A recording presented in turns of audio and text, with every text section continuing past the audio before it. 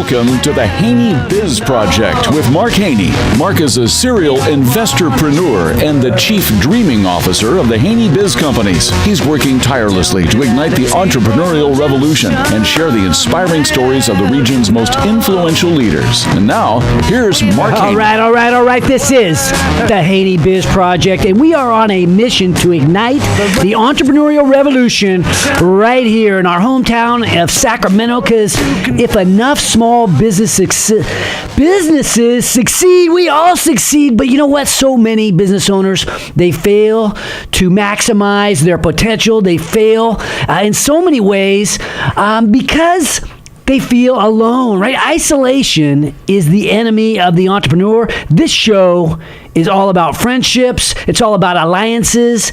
The Haney Biz Project is all about entrepreneurs, helping entrepreneurs, one entrepreneur at a time, one conversation at a time. And it all starts with one simple question, Marcus. What is that question? Are you hanging or are you banging, Sacramento? Yeah, because if you are hanging, that's cool. It's okay if you're relaxed and hanging out a little bit on a Saturday morning, no problem. But if you are banging, that means you are at your very best opportunity. What do you think, Caroline Gaines? Yes, definitely. Well, when you are at your very best, Caroline, what does that look like? That looks like, for me, out in the community, meeting new people and making friends. Building a PR company. Now, Marcus, you are an entrepreneur as well. Tell us about what banging looks like to Marcus Haney. Yeah, absolutely. I have a safety supply company, as I mentioned on the show before, and that looks like connecting my customers to safety solutions that fit their business model the best. And that's what I really look forward to do, is helping my folks keep their people safe. Now, today's topic is innovation, right? Because innovation is so important when we're trying to build these businesses. We have to continue to improve. Now, Caroline, you were out at the Chamber the other day, and the Chamber of Commerce over there in Roseville, and I believe you heard something along the lines of that the word innovation is like the sexiest word in the world for entrepreneurs these days. Yeah, absolutely. I think that, in today's world, things are changing so quickly all the time. And if you want to keep up at all as a business, you have to move and you got to be forward thinking. You bet. Marcus, now you've been in the Marines, and now obviously there's a ton of innovation that happens in the Marine Corps. What is besides the cell phone, besides some of the big things in life that have disrupted the world in terms of technology, what do you think the biggest innovation is in your life over the last few years? Oh, I was going to say the machine gun, but I guess that shaped other people's lives instead. Yeah, I guess you're in the Marine Corps. How about you, Caroline? What's the big innovation in your life that's helped you personally? I'd say one of them is a laptop, because I am always on the go. You have to have a laptop. You need to be portable. How about Facebook connecting the entire world, right? Absolutely. I mean, they've done some absolute crazy things in bringing everybody together, which has really shaped my generation as a whole. Yeah, it's the way we watch TV, right? I grew up, my dad was a TV salesman. Yeah. I mean, now we're watching TV on our phone. It's incredible the way things have changed. But what about that latest news, Marcus, right? You heard about the guys that are disrupting the grocery industry, right? Amazon is buying Whole Foods. So, I mean, what's that do to society? Oh, man, it looks like your neighborhood grocer is going to be able to deliver, right to your front door. I mean, Amazon and Bezos over there, they're even building a cargo fleet of 40 planes of their own to 767s to be able to deliver stuff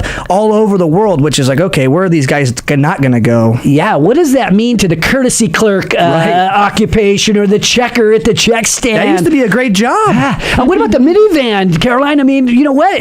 When you go shopping, you don't need a minivan to carry all those groceries, right? So what's that do to General Motors and Ford and all the other big companies building cars? Yeah, definitely. It definitely affects it. And you're, again, having to think forward all the time to try to predict stuff like this happening. No doubt. Now, speaking of the Amazon deal, I heard on CNBC the other day, the experts were talking with amazement. They were saying, can you believe that Amazon is paying 30% over market price for Whole Foods? And I'm like, 30% sounds about right for Whole Foods, isn't it? 30% over? Yeah, whole paycheck. Whole paycheck. But you know what? We're going to talk to two guys today, entrepreneurs here in Sacramento that know a few things about the battle in entrepreneurship, disruption, and innovation. And we all know that the best way to learn is by getting in the game and doing it ourselves. But the second best way to learn is by going one-on-one, getting the first-hand experience from folks who have actually been in the arena. And that's what we're going to do today. Later in the show, we are going to meet a man surrounded by innovative entrepreneurs, Mr. Brandon Weber. Brandon is the founder and CEO of the top-ranked collaborative workspace in California, the Urban Hive. But after the break, we will meet Oleg Kaganovich, venture capitalist and the founder of the innovative startup Window. Join the revolution at HaneyBiz.com, brought to you courtesy of Kim Silvers HR. This is the Haney Biz Project.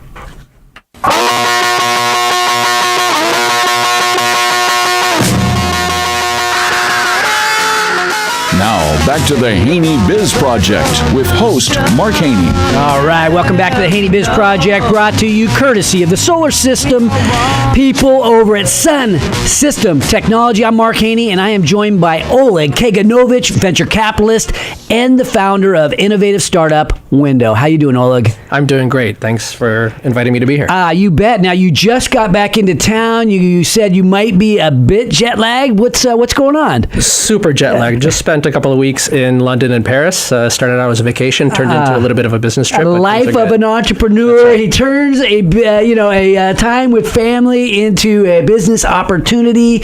And I heard that there was a little innovation needed as you were in the wrong place at the wrong time, or near there in London, in Paris. What happened? You used your walkie-talkies? That's right. First time ever decided, I wonder if I could find a reason to use walkie-talkies when I'm traveling.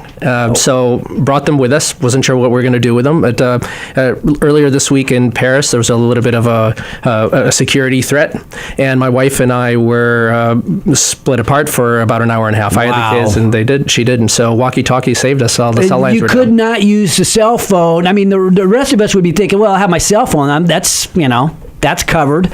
You've got the walkie-talkies. Got the walkies. The Boy Scout. Be prepared. I love it. Okay, Oleg, let's find out about your business background. You're a venture capitalist, but you've also started something called Window. Give us an overview, if you don't mind. Yeah. So Window actually got started when I was traveling back and forth between, of all places, Saudi Arabia and the U.S. I was asked to be a venture capitalist over there to get their ecosystem started, and I was in New York on business. And one of my back-to-back meetings got pushed back by a few hours. So that meant I had several hours in the middle of the day just to do what I wanted to do in New York.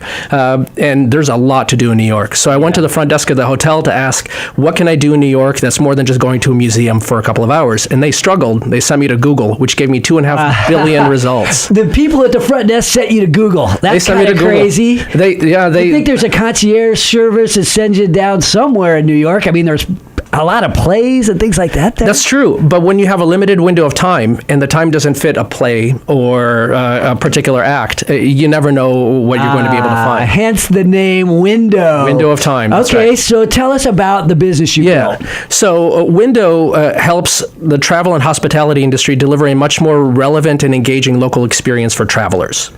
So for any point in time as you're traveling, most people don't plan much of what they're going to do day to day when they're traveling until they actually get there. So it's very spontaneous.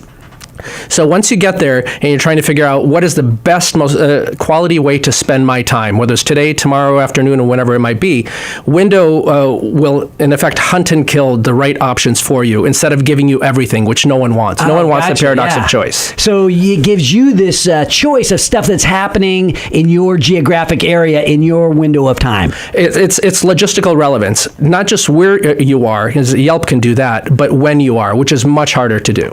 And now when you, it's a piece of software, right? So it's on a website and I log on. How does it work?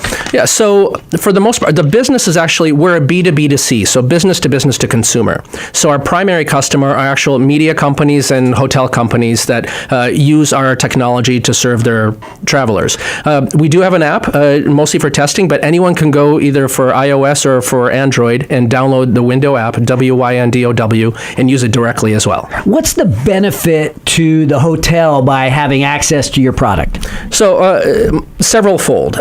Most hotels get a material amount of their business from OTAs, online travel agencies, so Expedia, Kayak, etc., which cost the hotels anywhere from 18 to 30%. They want more of that business directly. So by having highly relevant local content that changes every 30 minutes instead of once every several months when people manually update it, it's much more engaging. So when you go to the hotel website to see what's going on, much higher likelihood that you'll stick around, come back more often, and likely book with them. And then once you're in destination, it's a competitor against the Airbnbs of the world, which are trying to push their own trips on you, to give hotels a reason not to send you away to Google, TripAdvisor, or anyone else. Keep them within their brand. So that's what we do. We help reinforce our partners' brands. Nice. Now, your pricing model is subscription. Is that correct? It's a dual pricing model. The primary in phase one really is it's a licensing subscription, software as a service model. Okay. Where we provide a service to the hotels and media companies, and they pay us monthly. And how did you arrive at that pricing model versus some kind of transactional opportunity where you pay per click or something like that? Yeah, there's absolutely a transactional opportunity, but that comes with distribution. So that's really going to be phase two. There's a defensibility from a business model point of view by working with business partners to help provide distribution for us instead of being straight business to consumer, which takes significantly more money to be able to break through all of the noise. And what stage is the business in? I call you a startup, but you've been doing this for a while. Tell us about what stage of the venture you're at. I mean, if you think of startups as an organization hunting for a business model, we're maturing and really developing from being a startup to being an early stage business. Okay. We now have several paying customers and significantly more. We have 20 to 25 pilot customers, and we'll likely have north of 100 by this time next year. Wow. And you guys are based right here out of Sacramento. We do. Yeah, absolutely. We're a Sacramento-based company. We have a sales office in New York, and at some point we'll have something in Europe, but we'll always be a Sacramento-based company. And you come from the venture capital world, and so how did that intersect with Window? I'm an entrepreneur through and through. That's where I started. I went to the venture capital world, and now I'm back to the entrepreneurial side of things. And what give us your background so you can tell me what that looks like, because I think our listeners would find it interesting to know that somebody who's had your kind of success then would just go to a startup and kind of start all over again. Yeah. So I mean, it was born in the Soviet Union. We came here. Life was never easy, so we had to be scrappy. So this is where I learned that really anything you do in life, especially being in a startup, is all about endurance and resilience, because it's not going to be easy. People are going to say no to you all day long, and you have to know how to get through that. And one of the best lessons I ever learned on the startup side of things is you win by not dying. The next day, every day that you're alive and around and able to sell is a day for good things to happen. What's the key to not dying?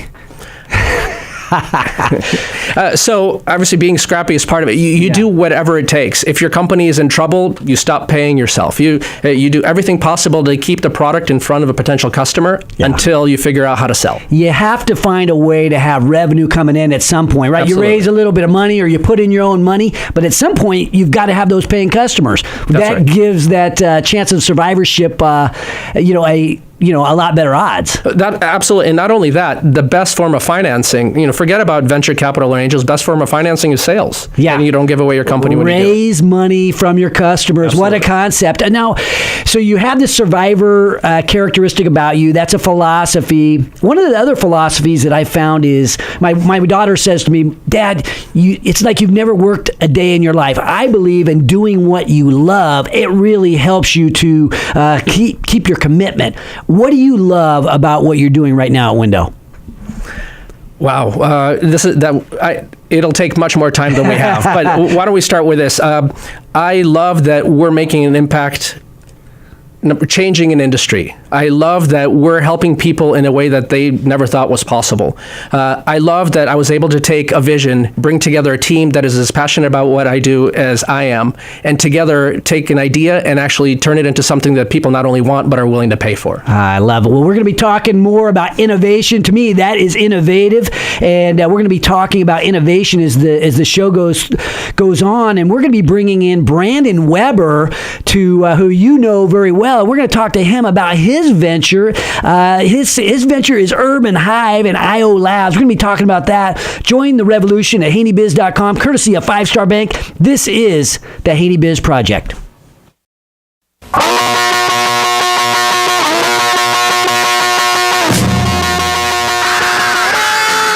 Welcome back to Mark Haney, igniting the entrepreneurial revolution with the Haney Biz Project. Welcome back to the Haney Biz Project, brought to you courtesy of 5 Star Bank, the Entrepreneur's Bank. I'm Mark Haney, and I am joined by Brandon Weber, the founder and CEO of the top-ranked collaborative workspace in California. Brandon is the man behind the Urban Hive and IO Labs. How you doing, Brandon? I'm doing well, thank you, Mark. I heard you guys throw a great party over there at the Urban Hive. I have been there myself. What a vibe. I mean, tell us. We work too. Yes, but we work and play. It is about having a good time. Now, I also hear that there's a very creative woman that helps oversee those operations over there. Oh, absolutely. My wife, Molly. Yeah, absolutely. She knows how to throw a party yes, as she well. does too. Exactly. How did you guys come up with the name Urban Hive and IO Labs? Oh, wow. How do we come up with a name? So actually, interestingly enough, the Urban Hive was a name that I had attached as something for a totally different business at the time. It was going to be an online idea, and so I bought the URL thinking, what am I going to do with this? And it worked. And it worked. When we started, I was like, well, it just fit what we did so perfectly, and it was kind of nice because I had that URL from a long time ago. So, nice. Yeah. That saved you like $6 or something. Right. Well, or it wouldn't have been available any longer, right? I'm just playing around. Yeah. So I think it's a cool name, but the vibe is really cool. Tell us about what happens when you walk in to the Urban Hive. Well, we talked a bit about this before, is that we definitely are firm believers that, there's a good quote out there about people shaping buildings and then buildings shaping them. We really have, we do believe in taking these old buildings and giving them new life and having it be a very, very cool environment for people to work. And basically what we're about is we're about empowering entrepreneurs, we're about empowering startups, small businesses by supplying them with a vibrant community of other entrepreneurs and also giving them access to, simple things that you need like workspace, meeting space, gathering space, event space. So you go into Urban Hive and you can rent yourself a desk, you can get an office, you have other like-minded entrepreneurial type people there. And what problem are you solving with that? Sure. Well, I think there's a couple of problems. I think one is for those of you entrepreneurs that are out there, I'm sure you have a lot that listen to your show. Being an entrepreneur can be a very solitary existence, especially when you're just getting started. There's an incredible amount of support that you desire and you need from fellow humans. And honestly, there's just none of us wants to be alone, right? Right. And we are social animals. We need to be around other people. And so that is one thing by bringing people into a space. We had one entrepreneur that had been struggling to get a business going, and we actually had an interview with him. He has some very successful, well-known businesses in town. And he had said that the big turning point for him was getting out of his home office and coming into the space, because you're connecting with other entrepreneurs, you're connecting with leaders in the community, you're connecting with people who help your businesses and help support you. But also, there is, of course, the space part, right? We do have, conference rooms, the offices, so you can have your meetings, you can meet in the open space. As you said, there are a lot of people who just come out and work in the open space, almost like a cafe, or like a modern workspace. That's really how a lot of offices are being set up now. So you're working out in an open space. Some people have their dedicated desks with their own computers and so forth, and then other teams have offices. We have about 15 teams that have offices for about we average between 3 and 6 members teams. And you guys are located in the Midtown area. Yeah, we're right at 20th and H currently. But you're expanding. Walk us through what goes in your mind when you're expanding, because you have a waiting list right now at Urban Hive. So you're needing to add some more space. Correct, and we do have some memberships available. So please, if you are listening to this and are very interested, please come. Unfortunately, we are very tight on our offices and desks. But the reality is, if you become a part of the membership, you have first dibs on that stuff as they come available. But yes, we do have a need for more space. We're a popular space. We have over 120 companies now that call the space their home, and it's less than 7,000 square feet. So it sounds a little weird. We average more than 200 people that work out of the workspace. So we have our Wi-Fi router, so we can tell who's there at times.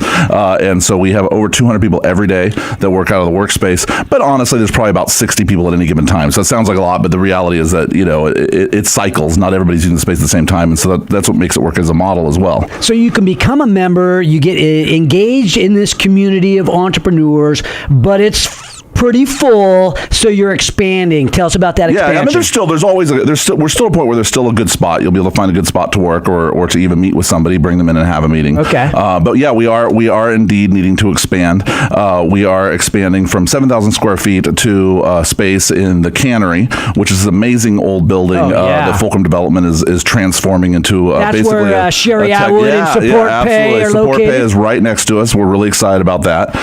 And so we've got about 14,000 square feet that we're starting there with an expansion space that we have an option for another 10,000 square feet. And so, yeah, we're very excited about that. We're on target. We just met, I've learned really to be very careful about giving dates, but before the end of the year, how's that? Okay. But you're also expanding into something called IO Labs. Yes, IO Labs. So that's the other part of town. That's downtown, 7th and J. And I should be clear, the other building is at Alhambra and basically R, between P and R. So right at the very end of the R Street corridor, very cool center of town, or center of the area, but it's right between Midtown and East Sacramento. Great places to go after work. Exactly. And that sort of thing. They hang out. And so then IO Labs is right down, right across the street from the arena at 7th and J. Wow. We couldn't be in a better location. We started this journey a couple of years ago, and we had no idea how booming the area would be, and it's now we were figuring out that there's something like 40 some restaurants just within like a block and a half that are Thank you, Sacramento Kings, for staying in town. Oh, man, and, absolutely, look at all this development. What's the difference between Urban Hive and IO Labs? So the Urban Hive really focuses on the individual and the team that kind of comes through to kind of get started as they're getting going, but it's mostly about the workspace and the community, whereas IO Labs has that, but it's geared a little bit more for companies that are scaling. They have their idea, they built their team. Our teams max out at the Urban Hive probably around 12, 15, and we will be hoping to have teams that are larger than that over there. You can still start as an individual as well, but we basically have programming that goes along with it. So we support entrepreneurs. We basically help them find funding. We help them scale their companies, and the same thing. We still provide workspace as well.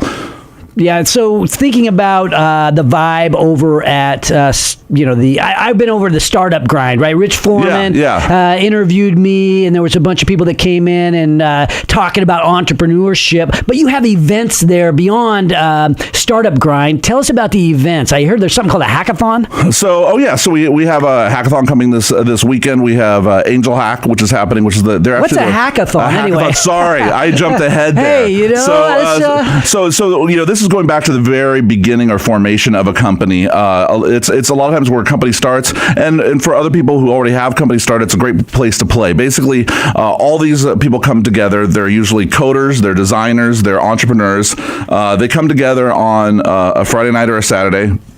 The entrepreneurs all pitch their idea, and then the other coders and designers basically say, hey, I want to work with that idea. Honestly, about a half to 2/3 of the business ideas kind of fade away because nobody jumps onto them. Okay. But the other ones get built, and they basically spend the next weekend building out these products. So somebody could go in there with a business idea, no team, and basically show up on Saturday morning. You go in Saturday morning, you have your idea, and all of a sudden you have a couple coders and a couple designers that jump onto your company, and you actually build the ideas to build a very, very minimum viable product. Right. It's a very, very But that's early, how things start. Sometimes it starts with just that dream or that innovative idea. Yeah, and people work. Some people come in and they'll work 8 hours Saturday, 8 hours Sunday. Some people come in and they'll work all the way through the night. Wow. So it's pretty amazing. Yeah, it's really a lot of fun, and we're really proud to be partnered with Angel Hack, the world's largest hackathon organization. They happen in over 100 cities and over 50 countries in the world, and we actually house most of their team out of the Sacramento location. They're based out of San Francisco, but we have a good part of their team out of Sacramento, and so this is just a fun thing for them. They want to be able to they want to throw an event, so it'll be fun. You obviously love your job. What do you like most? What really makes you so that you can't get out of bed in the morning? You're just so pumped up to hit the day to do what? Every day, our entrepreneurs are growing their businesses. They're discovering new things. They're connecting with one another. the rewards, it's hard for me to even put it into words. Does that make sense? I mean, it really is amazing that you're start able seeing to work other with people chase their dream, and when the needle starts to turn over and things start to it's click. catchy, and it's really, really catchy. I mean, we have so many companies now that have 20, 30 employees around town. We Wow. have brick and mortar companies that have started out of the Urban Hive. I was just thinking about the other day, R. Douglas was a great clothier, really high-end clothier that they suit up all the lobbyists in town and so forth. And Great they start idea spaces. starting It's right fantastic. there, right here in Yeah. Sacramento, right here at the Urban Hive, soon to expand into Soon to IO expand. Lab. So if you've got IO a small company or growing company and need office space, workspace, come check us out. Definitely. The perfect place to innovate. And we're going to be talking a little bit more about that after we come back from the break. When we return, we're going to bring back on Oleg Kaganovich, and we're going to dive deeper into how innovation can affect your business, how it affects the Sacramento region. Join the revolution at HaneyBiz.com, courtesy of the Entrepreneurs Organization of Sacramento. This is the Haney Biz Project.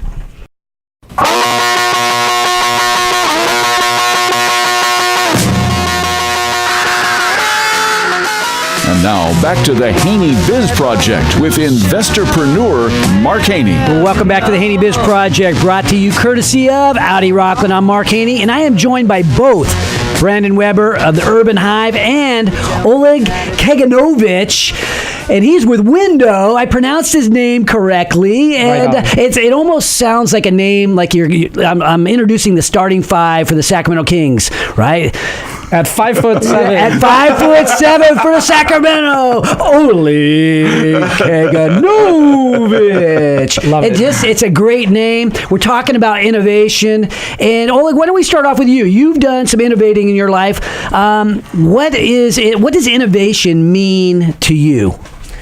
It's doing something new and not being afraid to fail when you're doing it. You just try something new. If you fail, learn from it. Yeah. Turn around and do it again, do it better.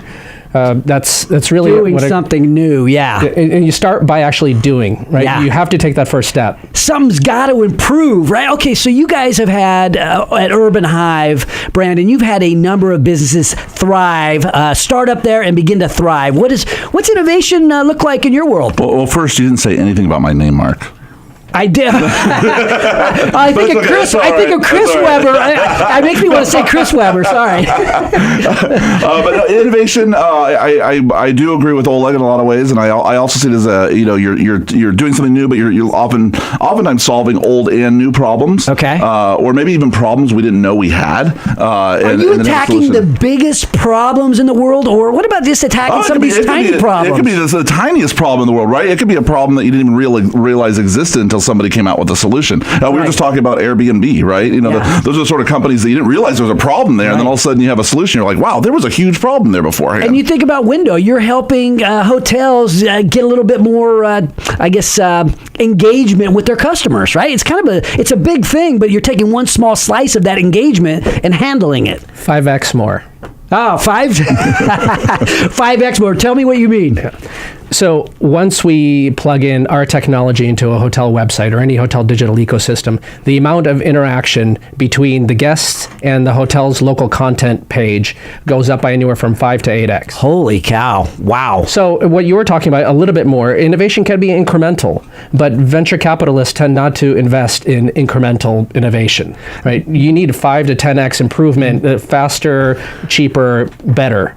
Yeah, so if they don't want to go after something that is only going to have a minimal growth trajectory because they want to get in and get out at some point. That's right. And it comes down to risk and return. The return has to be significant in order to take the risk. And what now innovation at the IO Labs, right? You're going to be expanding, Brandon, over to IO Labs. You're going to be putting people together with funding so that they can solve some of the bigger problems, I guess, or bigger opportunities. What kind of companies are going to be innovating over there at the IO Labs? So we have varying levels of innovative companies. So we basically will have some companies that we are really actively engaged in with our accelerator. So these are companies that are actually getting a programmatic help, educational help, mentorship, as well as funding and connection to hopefully additional funding after the program. Those teams are specifically aimed at next city technology. So these are technologies basically that make the quality of life in our cities better. Now, how do you think this growth that you're having right there in downtown is going to affect Sacramento, right? The entrepreneurial landscape in Sacramento is changing, and you're a part of that at IO Labs and Urban Hive. Oh, it's really exciting. I mean, it's absolutely. In fact, it's interesting because, and I know that Oleg has been in the city for a long enough time to see this as well. Is that really that idea or vision of us as just a real estate and government town? Yeah. I feel is quickly changing, at least in the world and the people that I'm connected with, and so it's really exciting. So we kept the Sacramento Kings here. We talked about that a little bit, but we've also got some great education right here in Sacramento. Oleg, what do you see for the future of Sacramento's entrepreneurial landscape? So and we don't have to go over all of the universities and colleges that are here, but there is a phenomenal amount of academic power here, and the entrepreneurial ecosystem has blown up. And I'm seeing that this has really happened over the last 2 to 4 years. Right. And it starts at the core. It will absolutely impact the entire region, the 7 or 9 county region, whatever you want to call it. But it starts at the core with entrepreneurs, not just tech entrepreneurs, but focus on creativity. Innovation comes in all forms. Not only working downtown in the core, but living and just going on with life after 5 p.m. Yeah, well, and innovation turns into jobs for your companies, right? Absolutely. And for the companies that you surround yourself with. But you mentioned the other businesses that come in to support these job creators. I mean, it's right. Yeah, the metric is what for every one tech job, there's 5 jobs Five that to seven, creates 5 yeah. to 7 other jobs. And I want to tack on what Oleg had a really good point, which is what's happening in downtown. Yes, of course. But what's happening in downtown, I really do think that was something that changed. And Oleg has been in here for a while as well, and known. I mean, not that old. I'm just saying that you've been here for the last 15 years in Sacramento. He's experienced. Right? Yeah, I've been 15 not years as in Sacramento. experienced as me. Old, I should say. But 10 or 15 years ago in Sacramento, most of the innovative companies or tech companies were all in the suburbs and so forth, which there's nothing wrong with. I want to make it very, very clear. But I think that something that really changed was getting all of these startups and these companies working around each other and close to one another. And I think really something does magically happen when you are put in your space with it. You go to South of Market in San Francisco and you walk into a coffee shop and somebody's having a conversation next to you in line dealing with the same problem that you're dealing with. Yeah. And so, the ability for us to be able to create that in Midtown and now downtown is really incredible. And I really think, it's funny, I used to think about that. I had that exact scenario happen. And I thought, well, for us, the Urban Hive itself is going to try to be that like little town center and whatnot. But the reality now is it's now a much bigger thing. I'm thinking, wow, our city could actually be that. Yeah, it's a cross-pollination that leads to critical mass. Oleg, now you've been around some companies that have scaled, and I can just imagine. I'm thinking about the Amazon purchase of Whole Foods, right? And how much time as a bigger customer, how should we allocate our time as a business that's a little bit larger to things that are not yet profitable, right? So you're focusing. It took you a long time to get those it took you a little while to get that first set of customers. But should more mature businesses allocate some of their resources to where the puck is going, even though they're not profitable today? Absolutely. So first of all, it took us just under 3 years to get our first customer. Wow. That's not a short amount of time. That's not. So resilience, absolutely. And so if you're talking about larger companies and making investments in innovation and in startups, et cetera, that is at the top of the list of what they could and should be doing to not only support the region and the community, but make their businesses more competitive in the future, or they will die. It doesn't matter if we're talking about Amazon today or a medium-sized company. If they don't innovate, including investment in new companies, they will die. I mean, I think that's part of the challenge that we face is, I have a number of companies, some of them are a little bit bigger, and how much time do you spend into making the profits for today, or how much do you allocate your resources to making the profits today versus creating that next disruptive, innovative opportunity? 100%. In fact, our example would be the company that we were 2 years ago would not be expanding today. So we made some very strategic decisions about a year ago to really, basically up the value of what we were doing and what we were creating because we knew that there were other people coming into the market doing similar things. And so we just wanted to make sure that we were always going toward the blue ocean, if you will, to make sure there's no competition. And you know what? It took some money and it took some risk, and it's paying off now. So it's really great. So really quick example. I was just in Paris and I heard the CEO of Accor Hotels, which is a massive hotel group. speak about innovation, they're valued around $12 billion or so. And he was saying that his objective is to get to somewhere between 5 to 10% of their value to be investments in new companies. Wow. Like everyone else in the industry, they missed Airbnb, they missed TripAdvisor, they missed all of these opportunities, and they refused to do that in the And the best innovation seems to happen in these small companies or these small entrepreneurial teams, starting at places like the Urban Hive. I want to thank you guys for coming on the show today. We're about out of time. You guys were fantastic. Again, Oleg Kaganovich and Brandon Weber, you are what Sacramento entrepreneurship is all about. I want to mention next week's show, we're going to be talking about hometown patriotism with Scott Moak of the Sacramento Kings, and we're going to be bringing on war hero Emmett Spractis to talk about his service. It's an Independence Day show that you do not want to miss. Caroline, you want to talk about our sponsors real quick?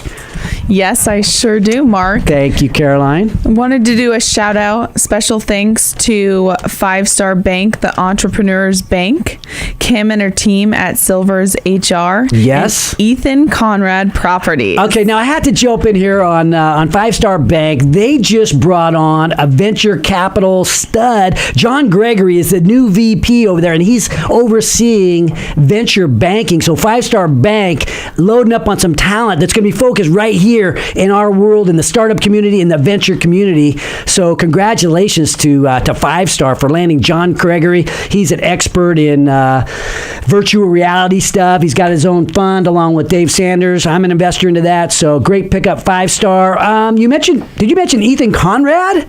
Yes, I did. Yeah, he is a man with a little bit of real estate. You might know him. I don't know. I've heard the name. Yeah, Brandon's heard the name. He's doing Seen a sign. something kind of, I would call it extremely generous, where he's putting up $100,000 worth of free rent. He's running a pitch contest against that. So the top pitchers, I guess, if you will, the top entrepreneurs will have a shot at that $100,000 worth of free rent. So if you want some more information on that, get a hold of me, HaneyBiz.com. You want to grow your business, come see me. We can have HaneyBiz go hands-on. We can help you grow your business, reach your potential. And you know what?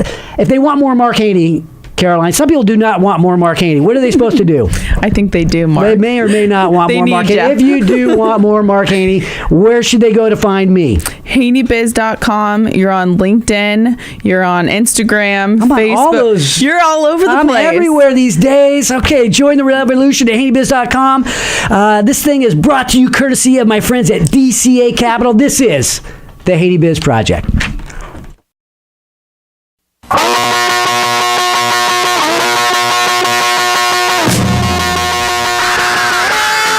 Welcome back for Mark's takeaways from today's Haney Biz Project.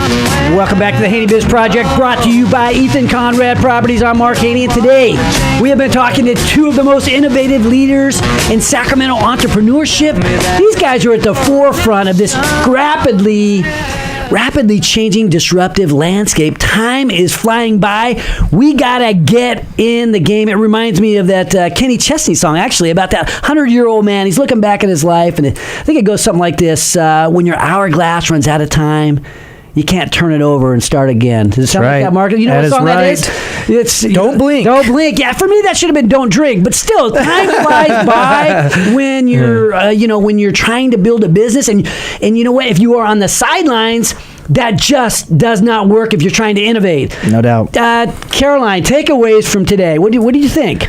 I'm just impressed of our Sacramento area it's just proof with Brandon and Oleg that we have some of the coolest and most successful leaders Yes. of innovation right here in Sacramento. No doubt. Marcus, closing thoughts? Well, I Takeaways? liked what Brandon was talking about with Angel Hack and taking a community that brings entrepreneurship to life over a weekend. It's something that I don't think we've had in Sacramento before, and his ability to put folks together and really make that happen is truly, truly innovative for our space. No question. I think we talked a little bit too about creating that innovative mindset, right? It's the way you think that really is where it all starts, right? The way you think, right, that affects your attitude, your mindset, affects the mindset, or excuse me, the attitude, which affects the behavior, which ultimately affects your decisions and your outcome. And I think it starts with the way we think. We have to decide that we're not happy with the status quo, that somehow things need to change and get better, and that maybe we look at ourselves and go, well, maybe I'm the guy. Maybe we have the team. Maybe I have the idea. Right. And it starts there, because there is a better way to do almost everything. You may not be, I know I am not the guy that knows how to create the next Uber or the next Amazon, but I can disrupt the small stuff, right? I can focus on what I can control and make it better. And it might be something as small as the way we greet our customer when they walk in the front door of our building, right? Something, we have a receptionist that's disruptive. She's creating something remarkable. You walk into Haney Biz and it's like, wow, that's a different kind of experience. It's a disruptive kind of experience that makes it's shareable. It makes you want to tell your friends. And I think that we have to decide that we're going to be great at something, even if it's the smallest thing, or what might seem like the smallest thing. Hey, it's just when the customer walks in the door. I know, but we're going to make it different. We're going to make it great. We're going to make it better than anybody's ever done before. And it makes me think to a time where we built something that was kind of disruptive back in the video store days. Some of you may remember this, you may not, but there was a format war, right? VHS against Beta. And we had a TV shop and we sold VCRs, and we decided that, we were going to focus on Beta, which most people thought would be the wrong one, right? That was a little bit smaller tape, and VHS was the more popular one, but somehow we figured out how to turn that into something disruptive, right? Sacramento is about a 1% market. Well, we found a way to go to the manufacturers and buy tons and tons, thousands, tens of thousands of VCRs, get tons of time to pay for them, and sell them very cheaply, dump them into the Sacramento market. And guess what that did? That created the need for video rentals in Sacramento, in Beta, right? 1% market, right? If you take the video rental purchases, we turned Sacramento into a 30% market. 30% of the U.S. video rental business happened right here in Sacramento because one company decided to flood the market with I think over 100,000 Beta machines. We did that Gillette style. You put the product into the market, and then they have to come to you to get their video rentals, to get their addiction handled. And we did that. And you know what? It was kind of disruptive. And obviously Blockbuster and Hollywood moved in. Eventually, we got disrupted by technology. But that's how disruption happens. It happens by thinking a little bit differently, going with the wrong one, going with Beta. Hey, whatever. Sometimes that's what you do. You go different, but you go all in on what you know, because we knew we could build a business.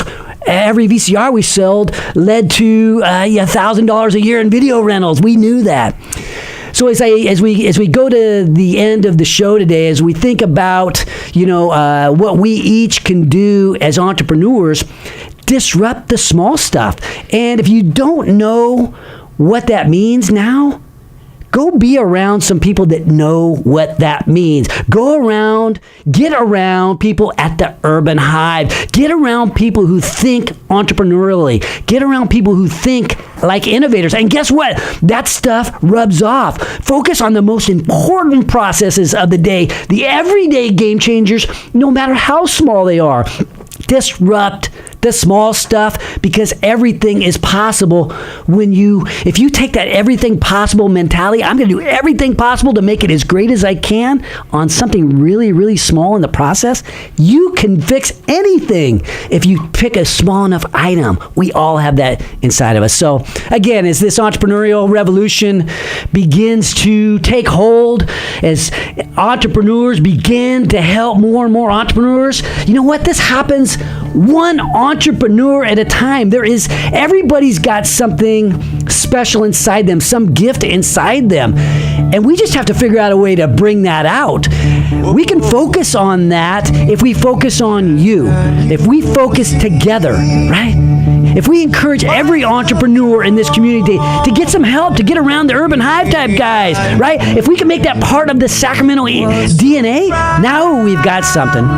So a little salute as we go to the end of the show to the hometown leaders, to the guys focused on hometown patriotism, Mr. Oleg Kaganovich, Mr. Brandon Weber, Marcus Haney, and Caroline Gaines, to all those fighting the good fight for our freedom, our security, and this wonderful opportunity to innovate.